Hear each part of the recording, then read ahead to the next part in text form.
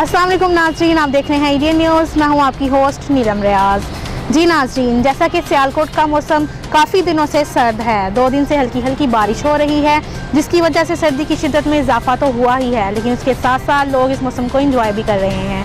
कहीं गर्मा गर्म चाय पी जा रही है तो कभी गर्मा गर्म पकौड़े खाए जा रहे हैं। मछली का इस्तेमाल तो सारा साल होता है, लेकिन इस मौसम में थोड़ा ज़्यादा हो रहा है। इस मौसम में लोग गरम गरम मछली खाना पसंद करते हैं। दुकानों स्टॉलों पर रश लगा हुआ है। बच्चों को सर्दी की वजह से छुट्टियां हो गई हैं। बच्चे बड़े सब इस मौसम को एंजॉय कर रहे हैं। कुछ लोगों ने घरों में खास एहतमाम भी किया है।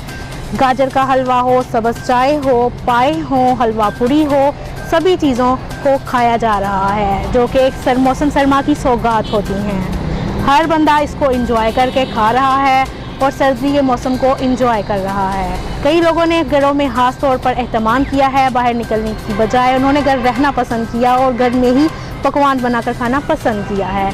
आप भी इस मौसम को एंजॉय करते रहें। आप देखते रहें EDN न्यूज़। मुझे दीजिए इजाज़त। कैमरामैन उस्मान अली के साथ, अल्लाह हाफिज़।